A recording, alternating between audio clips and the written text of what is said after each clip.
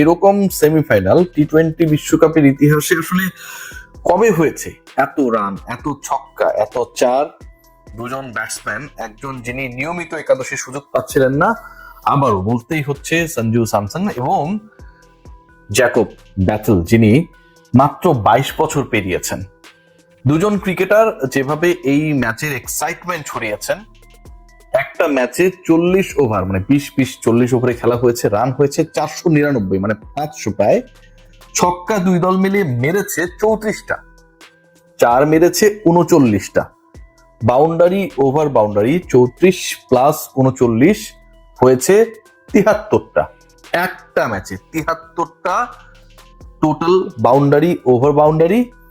এবং সেই ম্যাচের মীমাংসা হয়েছে 253 পেরিয়ে 254 করতে হবে ইংল্যান্ডকে নিউজিল্যান্ডের প্রতিপক্ষ হতে গেলে রোববারের ফাইনালে আহমেদাবাদে। সেখানটায় তারা গিয়ে থেমেছে শেষ পর্যন্ত 246 রানে।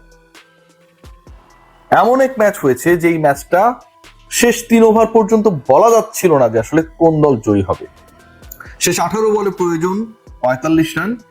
জ্যাকব ব্যাথেল, যার আলোচনা হচ্ছে 22 বছর পেরোনো, তিনি অস্ট্রেলিয়ায় গিয়ে অস্ট্রেলিয়ার মাটিতে যিনি শতক হাঁকিয়েছেন, ইন্টারন্যাশনাল টি-20তে তিনি আজ শতক পেয়েছেন, টি-20 বিশ্বকাপের ইতিহাসে দ্বিতীয় দ্রুততম শতক তিনি আজ করেছেন এবং এবারের আসরে দ্বিতীয় ব্যক্তিগত সর্বোচ্চ রানের রেকর্ডটাও তার। সেই ব্যাথেল ছিলেন সেই সময়টায় ক্রিজে।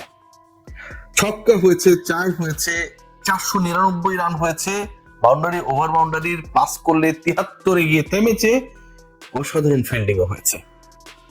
যে ছেলেটার কথা বলছিলাম যে 22 বছর পেরোনো, সেই ব্যাথেল যেন পুরো ইংল্যান্ডের ভার বহন করছিলেন সেই সময়টায়। ভারতকে, ভারতের মাটিতে, মুম্বাই, যেখানটায় সকল সেলিব্রিটিরা উপস্থিত মাঠে, কে নেই, তাদের সামনে হারিয়ে দিতে হবে এরকম একটা প্রতিজ্ঞাবদ্ধ অবস্থায় সেই তাকে আউট করার ক্ষেত্রে হার্দিক পান্ডিয়া যে বুদ্ধিদীপ্ত থ্রো করেছিলেন, ম্যাচের মোড়টা আসলে ওখানটাই ঘুরে যায়। আমরা ব্যাটিং নিয়ে আলোচনা করতে পারি, আমরা বোলিং নিয়ে আলোচনা করতে পারি। পান্ডিয়ার সেই অসাধারণ ওভারটা, 18তম ওভার, এরপরে আরো 2 ওভার ছিল। হার্দিক পান্ডিয়া 19তম ওভারে এসে মাত্র 9 রান দিলেন। শিবাম দুবে, রেগুলার বোলার, কারো উপর আস্থা রাখার সুযোগ নেই, একজন বোলার মনে হচ্ছিল শর্ট ইন স্কোয়াডে, সেখানটায় তিনি শেষ পর্যন্ত কত রান ডিফেন্ড করতে পারবেন এরকম একটা সিচুয়েশন যখন, ঠিক তখন তার আগের 2 ওভারে পান্ডিয়া এবং তার পরের ওভারটায় যেভাবে আমার কাছে মনে হয় যে জসপ্রীত বুমরা বল করলেন, ম্যাচের মোড় ঘোরানোর ক্ষেত্রে ইংল্যান্ড ব্যাটারদেরকে চাপে ফেলার ক্ষেত্রে একটা বড় রোল প্লে করেছে। লাস্ট ওভার ইকুয়েশনটা যখন হয়ে যায় 30+, ঠিক তখন আপনি যেই বোলারকেই আনেন না কেন এবং যখন আপনি ওই মুহূর্তে ওই সিচুয়েশনে প্রথম 2 বলের মধ্যেই সেট ব্যাটার সেঞ্চুরিয়ান ব্যাথেলকে ফিরিয়ে দেবেন, তখন আসলে সেই সমীকরণ মেলাটা খুব কঠিন হয়ে যায়। এবং টানা 3টা ছক্কা, মাঝখানে একটা হোয়াইট হয়েছিল জোফরা আর্চার মারার ফলেও এন্ড অফ দ্য ডে 7 রানের ডিফারেন্স থেকে গেছে। What a semifinal actually we have watched today. এটাই আসলে এই মুহূর্তে টি-20 ক্রিকেট।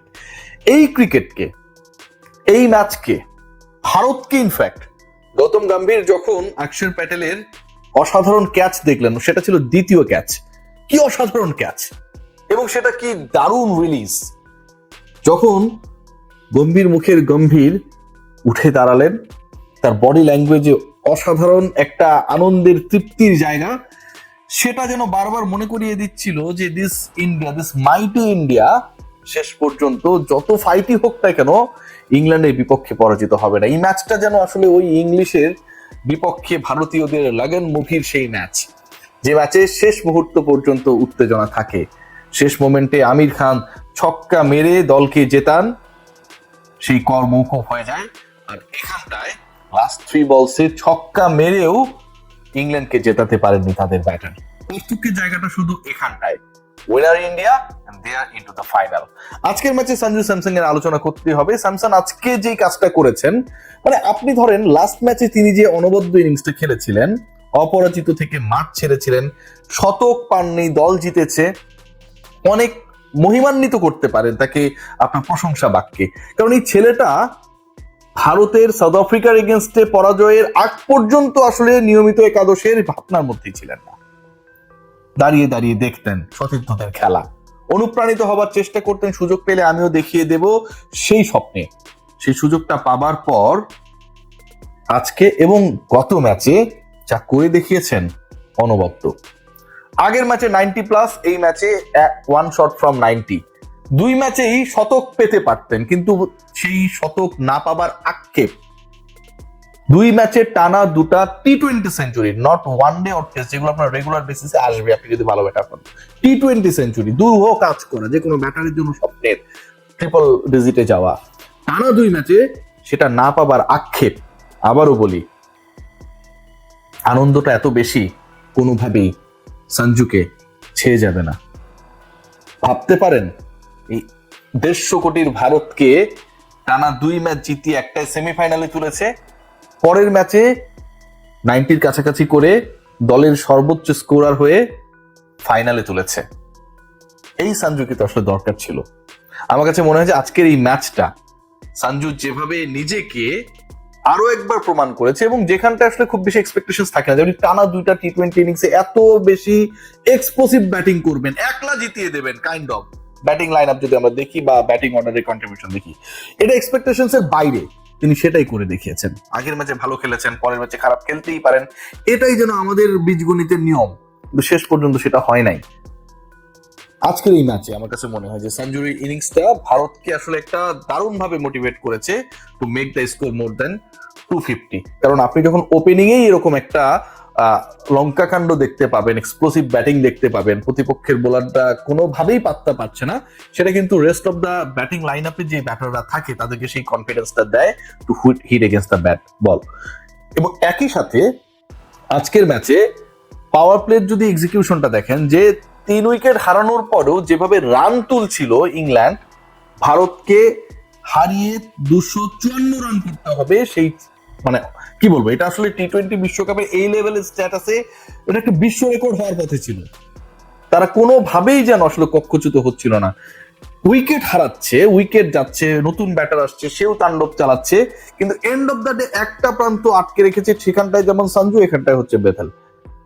শেষ পর্যন্ত সঞ্জু যেই কাজটা করতে পেরেছে, ভারতের স্কোরটাকে সীমার বাইরে নিয়ে যেতে পেরেছে, যে যেই জিনিসটা আসলে কোনোভাবেই ক্রসেবল না, কিন্তু সেই সীমাটা অতিক্রম করতে ব্যর্থ হয়েছেন বেথেল। হার্দিক পান্ডিয়া এবং জসপ্রীত বুমরার 18 এবং 19তম ওভারটা আমার কাছে মনে হয় একটা বড় ব্যবধান করে দিয়েছে, এবং এই দুই বোলারের অসাধারণ অনবদ্য দুটো ওভারের সাথে অক্ষর প্যাটেলের ফিল্ডিং, অসাধারণ ক্যাচিং, এবং একই সাথে আবারও পান্ডিয়ার কথা বলতে হবে, যেই থ্রো এর মাধ্যমে তিনি উইকেট কিপার এন্ডে বলটা পাঠিয়ে সেট ব্যাটার সেঞ্চুরিয়ান বেথেলকে আউট করেছেন, সেটাও আমার কাছে মনে হয় শেষ মুহূর্তে ভারতীয়দের জয়ের ক্ষেত্রে একটা বড় অবদান রেখেছে। লাস্ট 3 বলসে 3 ছক্কা মেরেও সেই ব্যবধানটা কাটাতে পারেনি ইংল্যান্ড। বলতে চাই আবারও, ফাইনাল বাকি রয়েছে। রোববারে সেই ফাইনালে মুখোমুখি হবে নিউজিল্যান্ড এবং ইন্ডিয়া। আবারও কিন্তু ভয়ের কারণ আহমেদাবাদের সেই স্টেডিয়াম, যেখানটা আসলে ভারত খেললেই গুরুত্বপূর্ণ সময় হাইরা যায়। সে যাক আর না যাক সেটা আমাদের বিষয় না।